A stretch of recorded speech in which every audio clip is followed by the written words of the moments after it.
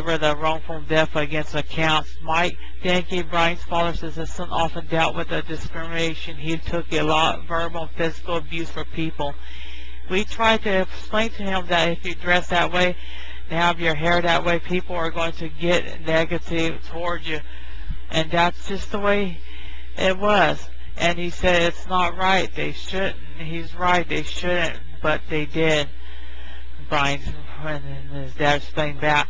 Brian did not die because he deserved to. Brian did not die because he asked to. Brian died because he was different. He was a non-conformist. He was an individual. He was a free spirit. Brian was also a thoughtful, a caring young man.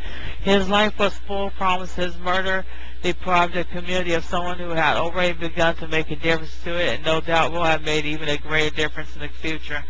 The same social drama that ended with the Columbia Massacre and Littleton Carmel ended differently in Armel, Texas. In this case, it was a jock who committed a different act of murder and got off with a slap on the wrist.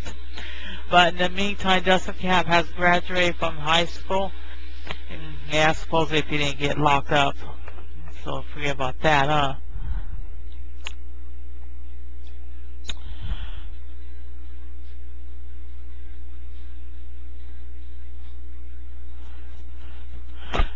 No, Brian Dick did not die because he deserved it. So what if he was a punk and a weird, or what some people call weird looking, has spikes and mohawks? No reason for killing someone. There's no law against having your hair done up in a mohawk. Yeah, it looks weird, but every generation has their own thing.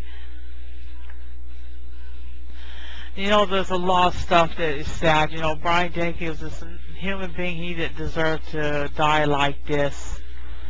You know, it's very, very sad to imagine him going like this.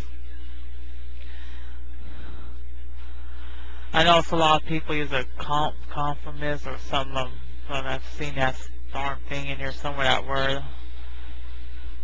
And a lot of, let's see what we had here. They, basically, it was obviously sad, you know, what happened to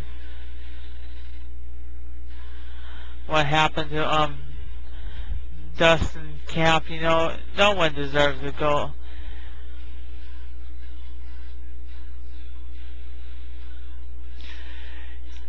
Correction error. Sad what happened to Brian Dick. You know, no one deserves to go like that. You know, Brian was a good guy, you know.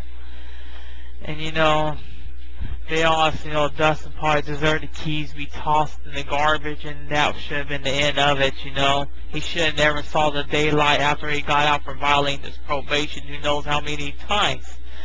You know, and they're talking about one good point I learned from this documentary at the time when this, you know, all this stuff happened. This happened in 1997. There's a whole different era, you know, these years ago.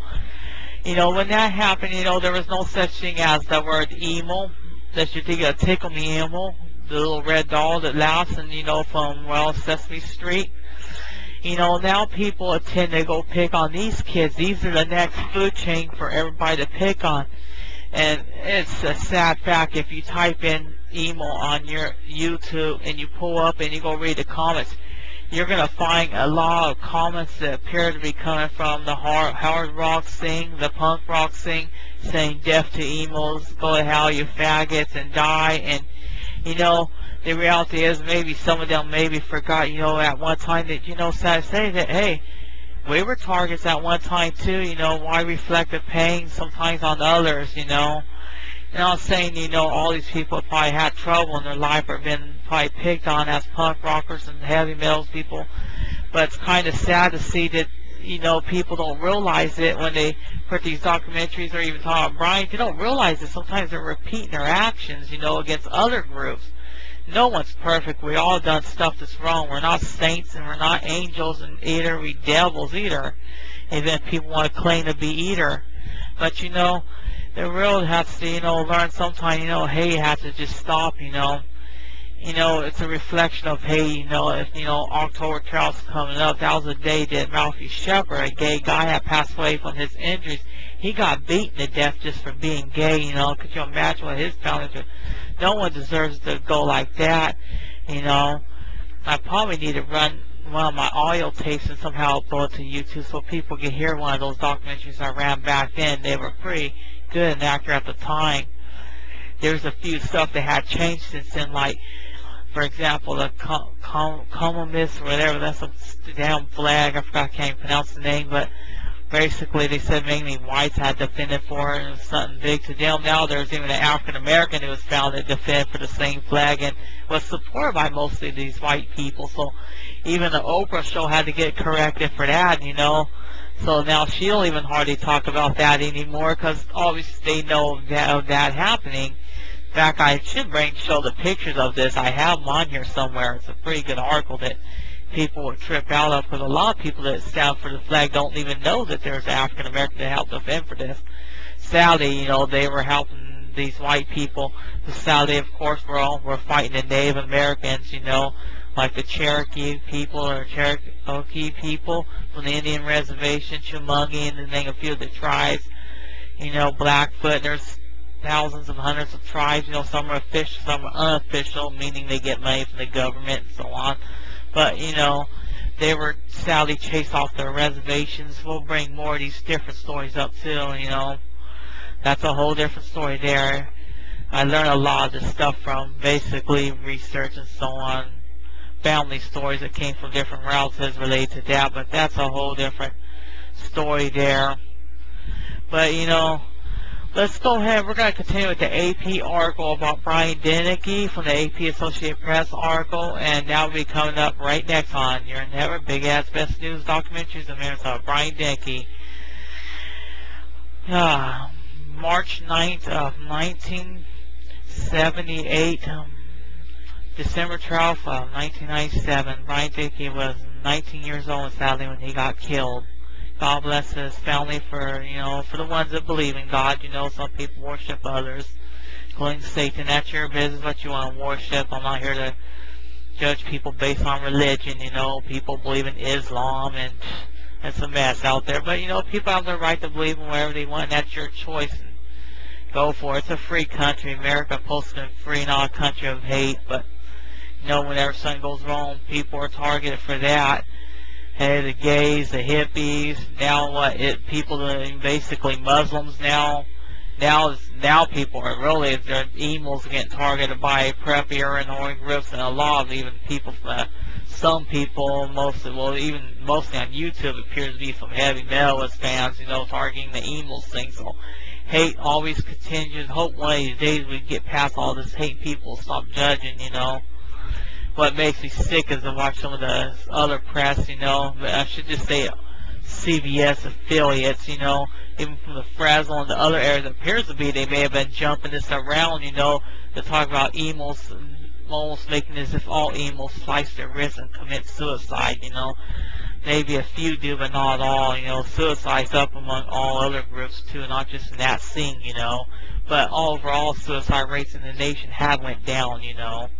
So let's go ahead and continue with our other article next. Thank you for tuning in. This is NPR's All Things Considered. I'm Noah Adams. And I'm Linda Wertheimer.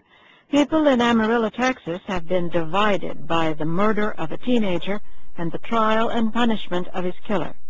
2 years ago, 19-year-old Brian Deneke was run over and killed by 16-year-old Dustin Camp. Deneke dressed like a punk rocker. He wore a spiked dog collar and had a mohawk haircut. Camp was the captain of the high school football team. The killing occurred during a fight between the punks and a group called the Preps, which included the children of some of Amarillo's wealthiest citizens. Last summer, after a week-long trial, Dustin Camp was convicted of manslaughter. But instead of going to prison, he was put on probation and allowed to go free. As NPR's Wade Goodman now reports, his sentence is still provoking debate about the quality of justice in conservative West Texas. The December night Brian Deneke died, it was freezing cold in the Texas Panhandle. High school football season had come to an end, so instead of football, word among Amarillo's teenagers was that Friday night's entertainment was going to be a fight between the punks and the preps. By 11 p.m., dozens of teenagers were milling about the local International House of Pancakes parking lot. Within seconds, a huge brawl erupted, punks on one side, preps on the other. The heavily outnumbered punks had brought baseball bats and chains.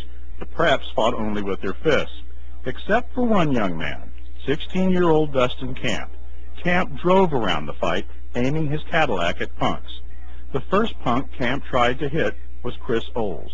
Camp came up from behind me, and I didn't see him coming or anything until he was like right there, and just out of a natural reaction, I jumped up in the air, and I just rolled right off the top of the car, man. I landed on like the back of my head and like the top part of my back and my neck, and